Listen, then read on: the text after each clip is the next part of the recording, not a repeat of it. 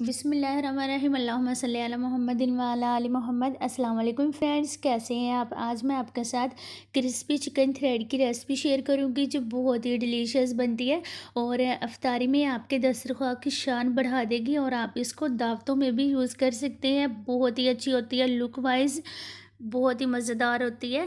آپ نے اس کو ضرور ٹرائی کرنا ہے۔ یہ 300 گرام میں نے بون لیس چکن لیا تھا اور اس کی لمبائی تقریباً 3 انچ کے قریب ہے۔ اس کو میں نے جولین شیپ میں کاٹا ہے اور کاٹ کے میں نے اس کو اچھے سے ٹشو لے کے ڈرائی کر لیا تھا، اور اس میں ہم ایک انڈا ایڈ کریں گے۔ یہ اس کو کرسپی بنائے گا، اور جو میں نے کوٹنگ کرنی ہے اس سے اس کی کوٹنگ بہت ہی اچھی ہو جاتی ہے اور اس سے جوسی بنتا ہے اور ٹیسٹ بہت ہی الگ بنتا ہے۔ اور ایک چمچ اس میں ہم ادرک اور لہسن کا پیسٹ ایڈ کریں گے۔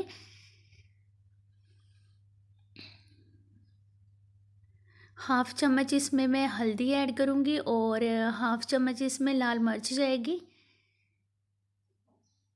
اس کو میں نے زیادہ اسپائسی نہیں بنانا ہے، اس لیے میں نے اس میں ہاف چمچ ہی یوز کیا ہے، کیونکہ رمضان میں اتنا زیادہ اسپائسی ہمیں نہیں چاہیے ہوتا۔ 1/4 ٹی اسپون اس میں نے کالی مرچ ایڈ کی ہے، اور ہاف ٹی اسپون اس میں نے نمک ایڈ کیا ہے، ہاف ٹی اسپون زیرہ پاؤڈر ایڈ کیا ہے۔ اب اس کو ہم اچھے سے مکس کر لیتے ہیں۔ ماشاءاللہ بہت ہی مزے کی بنتی ہے، آپ نے رمضان میں اس کو ضرور بنا کے کھانا ہے۔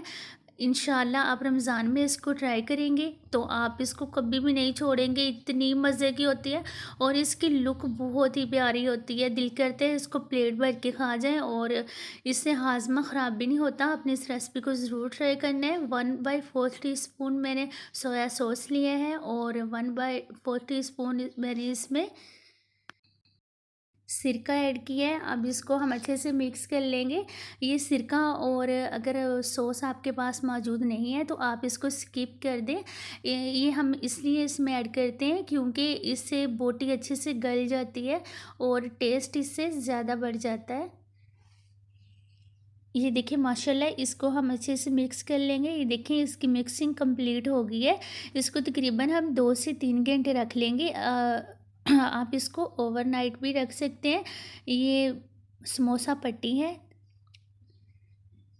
یہ تقریباً 80 کی آئی ہے، میں نے شاپ سے ہی منگوائی ہے۔ آپ اس کو گھر میں بھی بنا سکتے ہیں، بہت ہی آسان ہے۔ افطاری میں ٹائم کم ہوتا ہے، اس لیے اس کو باہر سے بھی منگوانے میں کوئی حرج نہیں ہے، یہ بھی اچھی ہوتی ہے۔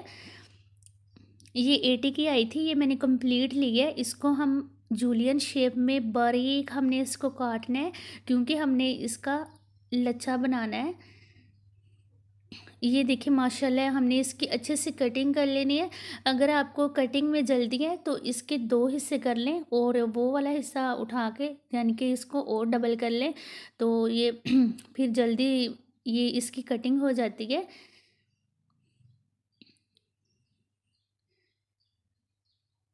یہ دیکھیں اس میں آپ نے باریک اس کی کٹنگ کرنی ہے، موٹی کٹنگ نہیں کرنی، پھر اس کی کوٹنگ اچھی نہیں لگنی۔ یہ دیکھیں ماشاءاللہ ساری میں نے پٹی کاٹ لی ہے، کتنی پیاری ہے، اتنی مزے کی بنے گی نا انشاءاللہ۔ اس کو آپ نے اچھے سے دونوں ہاتھوں سے پھیلا لینا ہے تاکہ ایک ایک پیس الگ ہو جائے، کیونکہ ہم نے اس کا اچھے سے لچھا بنانا ہے، تو اس کے لیے ہمیں اس کو اسی طرح کرنا ہے، نہیں تو وہ جڑی جڑی بنے گی۔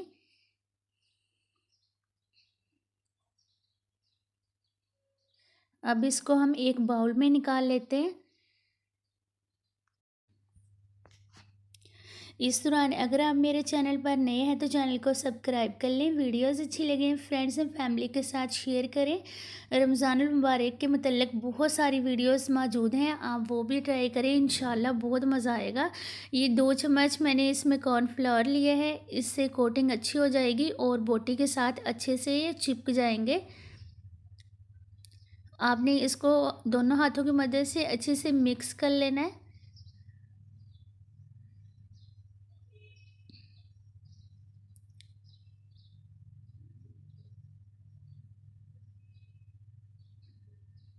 اس میں تقریباً 2 چمچ ہی آپ نے ایڈ کرنے ہیں، نہیں تو وہ زیادہ ہو جاتا ہے پھر۔ इतने ज़्यादा क्रिस्पी भी नहीं बनते। आपने इसी तरह सिर्फ इसमें 2 चम्मच ही ऐड करने हैं।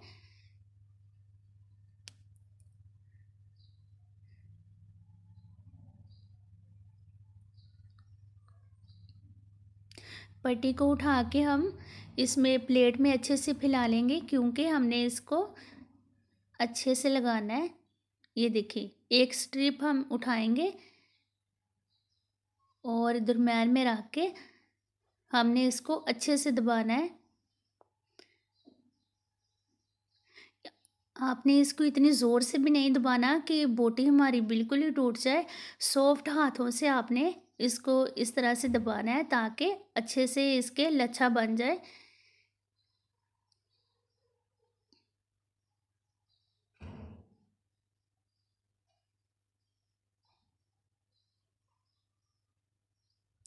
ये देखिए माशाल्लाह कितना मज़े का बना है। आपने इसको अच्छे से झाड़ लेना है ताकि जितनी भी पट्टी है वो अच्छे से उतर जाए और बाकी ये प्यारा सा हमारा लच्छा बन जाए। ये देखिए माशाल्लाह कितना प्यारा बना है। जब इसको फ्राई करते हैं ना और खाते हैं बहुत ज़्यादा मज़ा आता है, और बोटी बिल्कुल ऐसे बनती है जैसे मुंह में घुल जाती है।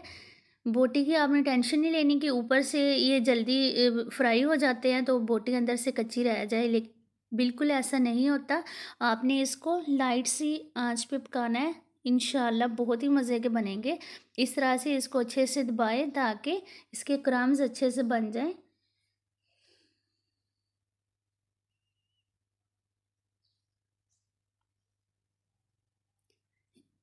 इस तरह से इसको झाड़ लें और सारे हम इसी तरह से बना लेंगे।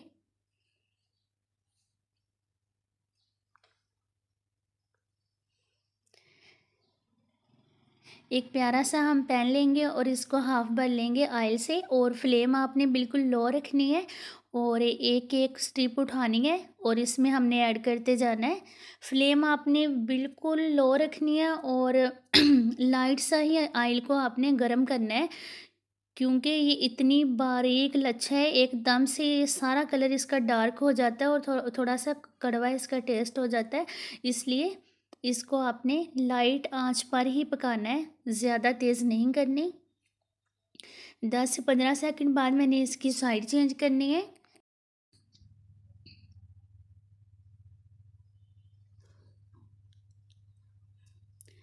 ये देखिए माशाल्लाह 10 से 15 सेकंड हो चुके हैं। ये देखिए कितना लाइट गोल्डन सा कलर आया है। इसकी एहतियात से आपने साइड चेंज करनी है ताकि लच्छा हमारा टूट ना जाए, क्योंकि इसी से तो ये बनते हैं। इसकी लुक बहुत ही अच्छी बनती है। आपने इसको एहतियात से बनाना है और फ्लेम आपने बिल्कुल ही लाइट रखनी है। ये देखिए माशाल्लाह कितने मज़े के बन रहे हैं। इतनी अच्छी खुशबू आ रही है, ज़बरदस्त खुशबू आ रही है किचन में।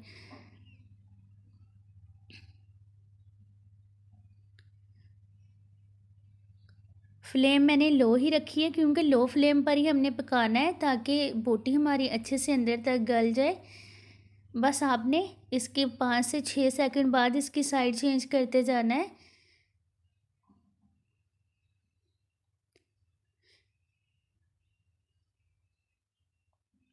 फ्लेम ऑफ कर देते हैं और अब इसको हम डिश आउट कर लेंगे।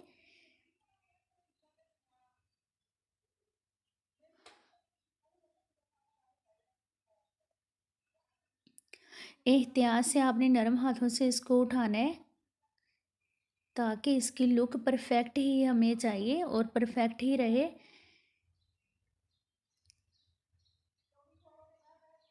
चलिए जी, जो बाकी रहते हैं वो भी हम इसी तरह निकाल लेंगे। ये देखिए माशाल्लाह फाइनल लुक कितने मज़े के लग रहे हैं, इतने ये टेस्टी बनते हैं ना कि आपने इस रेसिपी को मेरे कहने पे ज़रूर बनाना है। इतने टेस्टी बनते हैं, आप इसको रोज़ बनाना पसंद करेंगे और सेहत के लिए भी अच्छे होते हैं। इसमें कोई इतना नहीं है कि आपका पेट ख़राब हो जाएगा या कोई रमज़ान में मसला हो जाएगा। आपने इसको ज़रूर ट्राई करना है और अपनी फैमिली के साथ इंजॉय करना है। अल्लाह हाफिज़।